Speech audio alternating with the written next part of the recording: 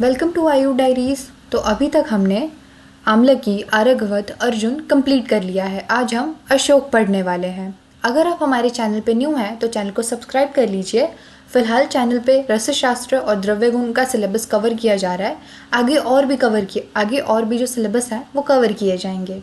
अगर आप second prof में जस्ट अभी अभी गए हैं तो फिर आपके लिए ये चैनल और भी ज़्यादा हेल्पफुल होगा, और जो ऑलरेडी सेकेंड प्रॉफ में है उनके लिए भी ये चैनल उतना ही यूज़फुल रहेगा। तो स्टार्ट करते हैं आज के टॉपिक के साथ। अशोक सिर्फ नाम ही नहीं, काम में भी अशोक, दुख हरने वाला, स्त्रियों का सच्चा सहयोग। मतलब अशोक, इस नाम से आप क्या समझते हो? शोक मतलब जो शोक को दूर कर दे उसे हम अशोक कहते हैं। और किसका शोक दूर कर रहा है? ये स्त्रियों का, इसलिए हम इसे अशोक कहते हैं। अशोक जिसका बोटैनिकल नेम है सेरिका अशोका, फैमिली नेम है सेल्पिनियसी। टू बी मोर प्रिसाइज, इसका फैमिली जो है वो है लेग्यूमिनेसी, और सब फैमिली नेम है इसका सेल्पिनियसी। ठीक है, इसका बोटैनिकल नेम यानी वानस्पतिक नाम क्या है? सेरिका अशोका, और इसका फैमिली नेम जो फैमिली नेम आएगा इसका लेग्यूमिनेसी, और सब फैमिली है जो इसकी सेल्पिनियसी। आपको एग्जाम में सेल्पिनियसी नहीं याद रहा तो आप लेग्यूमिनेसी भी लिख सकते हो, इसके अलावा या फिर सेल्पिनियसी भी लिख सकते हो, दोनों ही करेक्ट है। ठीक है, अब बढ़ते हैं इसके पर्याय की तरफ। पर्याय सबसे पहले ताम्र पल्लव। ताम्र पल्लव क्यों कहते हैं हम इसे? पल्लव लीफ हो गया, ताम्र ताम्रवर्ण हो गया, तो इसके जो नए पत्ते होते हैं ना वो बिल्कुल ताम्रवर्ण के समान होते हैं, इसलिए हम इसे ताम्र पल्लव कहते हैं। हेम पुष्प, स्वर्ण वर्ण के समान पीले पुष्प होने से हम इसे हेम पुष्प कहते हैं। पिंड पुष्प, पुष्पों के पिंडाकार गुच्छों में होने से हम इसे पिंड पुष्प कहते हैं।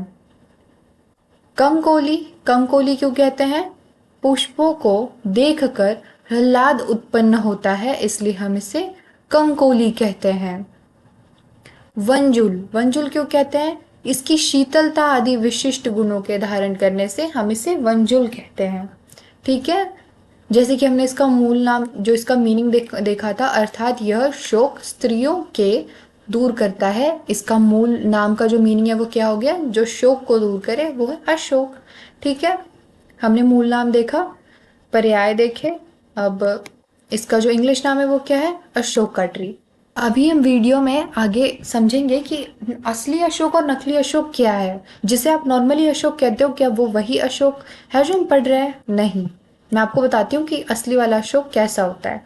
ठीक है, वो हम आगे जानेंगे। अभी बढ़ते हैं गण की तरफ। तो चरक जी ने इसे वेदना स्थापन और कषाय स्कंद में रखा है।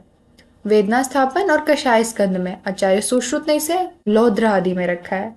ठीक है, आगे स्वरूप हम इसका एंड में देखेंगे। उत्पत्ति स्थान ये क्या होता है?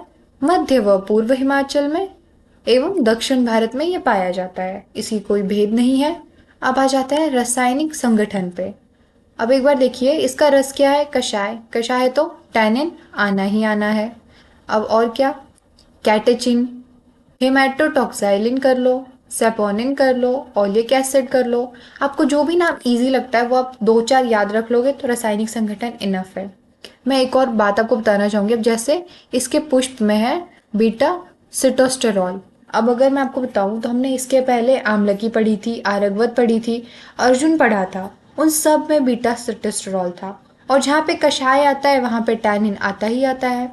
तो अगर आपको कुछ ना भी याद आए तो याद रखना, अगर आप उस रश में कषाय लिख रहे हो तो वहाँ टैनिन लिख दो और बीटा सिटोस्टेरॉल आ ही जाता है। अब ये मेन इंग्रेडिएंट तो नहीं हुआ इसका, बट ये गलत भी नहीं होगा। ठीक है, इस तरीके से देखते रहना, जो भी चीज़ कॉमन होती होगी ना उसे आप याद रख लो, क्योंकि बहुत सारा कंटेंट तो आप याद कर नहीं सकते, तो ऐसे कॉमन कॉमन याद करते चलो सो दैट आपके लिए भी ईजी हो जाए। ठीक है, अब इसका गुण क्या होता है? रस कषाय तिक्त है, गुण लघु रूक्ष है, वीर्य शीत है, विपाक क्या है इसका? कटु है। तो अब क्या होगा? इसका दोष कर्म क्या होगा? कफ पित्त शामक होगा। ठीक है, कफ पित्त शामक करने वाला होगा, शीत गुण है, लघु रूक्ष है, कफ पित्त शमन करेगा। ठीक है, और इसका मल कर्म क्या आएगा? इसका जो बीज होता है वो क्या होता है? मूत्रल होता है, तो तुम मल कर्म क्या लिखोगे? मूत्रल लिखोगे। उसके बाद धातु कर्म इसका रक्त शोधन। ठीक है, 3 चीजें, दोष कर्म, मल कर्म और धातु पर जो कर्म होता है, धातु कर्म। ठीक है, उसके बाद देखेंगे मुख्य कर्म। मुख्य कर्म क्या हो गया इसका? रक्त स्तंभन करता है, ग्राही है, वेदना स्थापन है। ठीक है, देखो कर्म जब लिखते हो पेपर में, स्पेशली जब तुम्हें पेपर लिखना होता है, तो तुम्हें ये 3-4 चीजें अगर तुम लिख देते हो तो एग्जामिनर इससे ज्यादा नहीं ढूंढता। अगर तुमने दोष कर्म लिखा है, मल कर्म लिखा है, धातु कर्म लिखा है, मुख्य कर्म लिखा है, that is more than enough. ठीक है, इसके बाद तुम जो भी एक्स्ट्रा लिखना चाहो, जैसे अन्य कर्म है जो इसकी क्या है, वर्ण्य है, तृष्णा शमन है, विषग्न है, उसके बाद हृदय है, गर्भाशय संकोचन है, कृमिघ्न है, तुम ये शोतघ्न है, तुम ये सारा कुछ ऐड कर सकते हो। ठीक है, अब देखते हैं इसका आमयिक प्रयोग। अस्रिग्धर यानी एक्सेसिव ब्लीडिंग, यानी मेनोरेजिया या मेट्रोरेजिया। अस्रिग्धर जब एक्सेसिव ब्लीडिंग हो रहा होता है तो क्या कर सकते हैं? अशोक की छाल का क्वाथ के साथ सिद्ध किए हुए ठंडा दूध का प्रयोग किया जाता है। इसे बल अनुसार प्रातः काल पीने से तीव्र अस्रिग्धर भी दूर हो जाता है। ठीक है, तो इसके क्वाथ को दूध के साथ पीने के लिए कहा गया, तो इससे तीव्र अस्रिग्धर यानी एक्सेसिव ब्लीडिंग दूर हो जाता है। नेक्स्ट, वात रोग में स्नेह विरेचनार्थ अशोक घृत का प्रयोग किया जाता है। वात रोगों में स्नेह का विरेचन किया जाए, स्नेह इसका जो इसके स्नेह का जो अशोक घृत हो गया, जो हम स्नेह की यहाँ बात करें वो अशोक घृत हो गया, उससे विरेचन कर दिया जाता है। ठीक है, उसके बाद क्या है? मूत्रघात एवं अश्मरी में अशोक के बीजों को पानी के साथ प्रयोग किया जाता है। मूत्रघात यानी कि यूरिनरी ऑब्स्ट्रक्शन, अश्मरी यानी कि रीनल कैल्कुले में हम क्या करते हैं? इसके बीजों का प्रयोग करते हैं। प्रयोजन क्या हो गया? त्वक यूज कर रहे हो, बीज यूज कर रहे हो, पुष्प यूज कर रहे हो, सॉरी। ठीक है, अब बढ़ते हैं मात्रा की तरफ। त्वक का क्वाथ कितना हो गया? Normal 50 to 100 ml। बीज का चूर्ण नॉर्मल 3 से 6 ग्राम। पुष्प चूर्ण अगेन 3 से 6 ग्राम। ठीक है, इसके बाद विशिष्ट योग। विशिष्ट योग क्या आएगा? अशोक का अरिष्ट आ गया, अशोक घृत आ गया, उसके बाद क्या आ गया? महामरीच आदि तैल आ गया, उसके बाद कासीस आदि तैल, देवाद्य अरिष्ट। इसके बाद हम देखेंगे अपमिश्रण। अपमिश्रण में क्या लिखा है यहाँ पे? नकली अशोक। तो चलिए समझते हैं कि ये नकली अशोक और असली अशोक है क्या। नकली अशोक किसे कहा गया है? काष्ठ दारू को। अब आप ये देख रहे हो अपनी स्क्रीन पे, ये अशोक। इमेज इतनी क्लियर नहीं है, मैं आपको लीफ दिखाती हूँ। आपने ये वाले पत्ते तो जरूर देखे होंगे अपने आसपास, जिन्हें हम नॉर्मली अशोक कहते हैं। तो ये अशोक नहीं, ये काष्ठ दारू है, जो जिसका हम अडल्ट्रेट यूज़ करते रहते हैं। अशोक की बहुत नॉर्मल अडल्ट्रेशन इसके साथ कर दी जाती है, क्योंकि ये जो असली वाला अशोक है ये इतना जल्दी आसानी से मिलता भी नहीं है। ये आपके काष्ठ दारू जो नकली अशोक है उसके पत्ते हैं, और ये हैं असली अशोक के पत्ते। दोनों में डिफरेंस देख रहे हो कितना ज़्यादा है। ठीक है, तो इसे याद रखना कि ये जो है ये काष्ठ दारू है, नकली अशोक है, ये असली अशोक है। ठीक है, अब हम पढ़ते हैं इसका स्वरूप। वृक्ष। वृक्ष कैसा है इसका? सदा रहित वृक्ष है, 6 से 9 मीटर ऊंचा होता है। Evergreen 6 to 9 metre tall. ठीक है, अब इसकी बार्क है वो कैसी होती है? किंचित लालिमा युक्त, स्लाइटली रेडिश, भूरे रंग की, सूक्ष्म काले धब्बों सहित, सूक्ष्म काले धब्बों सहित, लंबाई में झुर्रीदार, कठोर व रेशेदार, यानी with fine black spots, longitudinal wrinkled, hard and fibrous.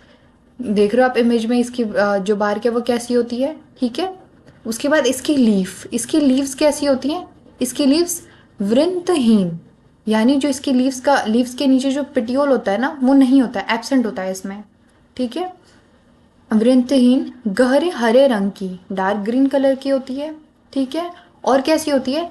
3 से 6 जोड़ों, आयताकार या भालाकार। आप देख रहे हो कि ये वाली जो लीव्स है ये कितना इसकी है? 1 2 3 4 5, ये 5 पेयर्स में है, तो 3 से 6 जोड़ों के बीच में होती है। ठीक है, उसके बाद एब्लॉन्ग लेंशियोलेट, जो आपका आयताकार और भालाकार। भालाकार आप देख रहे हो कैसे नुकीली है ये भालाकार, और 7.5 to 22 सेंटीमीटर लंबी होती है। ठीक है, ताम्र पल्लव, हमने इसका जो एक पर्याय देखा था ना ताम्र पल्लव, क्यों देखा था? इसके कारण जो इसके नए पत्ते होते हैं ना वो ताम्र वर्ण के और कोमल होते हैं। ठीक है, अब बारी है इसके फ्लावर की। सघन गुच्छों में सुगंधित चमकीले सुनहरे रक्ताभ रंग के, जिनसे लाल पुंकेसर बाहर निकलते हैं, उसे हम क्या कहते हैं? In dense cluster fragrant bright golden with reddish hue, red stamens protruding. देख रहे हो इमेज में इसकी फ्लावर कैसी है? बिल्कुल गुच्छों में लगी हुई है, चमकीली है, रक्ताभ रंग की है। ठीक है, अब बारी है इसकी फ्रूट की। इसकी फ्रूट कैसे होती है? इसकी जो फ्रूट होती है वो पॉड लाइक स्ट्रक्चर में होती है। ठीक है, 10 to 20 सेंटीमीटर लंबी होती है, 2 से 3 सेंटीमीटर वाइड होती है, फ्लैट होती है, स्लाइटली कर्व्ड होती है। हिंदी में देख लेते हैं एक बार। शिम्बी 15 से 20 सेंटीमीटर लंबी, 2 से 3 सेंटीमीटर चौड़ी, चपटी, दोनों सिराओं पर टेढ़ी, प्रत्येक में 4 से 8 चपटे बीज होते हैं। क्या होता है? पॉड लाइक स्ट्रक्चर है, इसमें 4 से 8 फ्लैट सीड्स होती हैं। ठीक है, फ्लावरिंग कब होती है? बसंत ऋतु, स्प्रिंग सीजन में होती है। इसकी फ्रूटिंग कब होती है? शरद ऋतु, ऑटम सीजन में होती है। ठीक है, यहाँ पर आपका जो टॉपिक होता है अशोक, ये कंप्लीट होता है। आपके चैनल, आपके सामने बहुत सारे अलग अलग प्लेलिस्ट आ रहे होंगे, आप उन्हें जाकर देखिए, बताइए आपको वीडियो कैसी लगी। चैनल न्यू है, आई विल अप्रिशिएट अगर आप हमें बताओगे हमारी वीडियो आपको कैसे लगी। अगर कोई चेंजेस करने हों तो I will make sure that कि मैं वो चेंजेस करूँ। इसी तरह हमारे चैनल पे सीरीज़ चलती है एक द्रव्य एक लाइन की सीरीज़, जिसमें हम बोटैनिकल नेम, फैमिली नेम और रस पंचक और मुख्य क्रम को कवर करते हैं। अब एक द्रव्य एक लाइन का क्या मतलब होता है? जैसे कि मैंने वीडियो की स्टार्ट ही की थी, इस एक लाइन से हम उस ड्रग के ऊपर एक लाइन क्रिएट करते हैं जो उसके मुख्य कर्म को बताता है, ताकि वो एक कहते हैं ना स्टोरी फॉर्म में याद रख सकते हो आप किसी चीज़ को। अगर मैं कह दूँ कि हाँ वो ये वाला कार्य करता है, जैसे मैं कह दूँ कि ये वाला ड्रग मूत्रल है, तो आपको याद नहीं रहेगा। But if I tell you कि किसी लाइन किसी स्टोरी के फॉर्म में बता दूँ तो वो आपको याद रह जाएगा कि सिर्फ नाम में ही नहीं, सिर्फ नाम ही नहीं, जैसा इसका नाम है वैसा ही इसका काम है। अशोक है तो अशोक है, दूर करता है। किसके शोक को दूर करता है? स्त्रियों को। ठीक है, thank you for watching my video. Like करिए, कमेंट करिए, शेयर करिए। Will see you in next video. Thank you.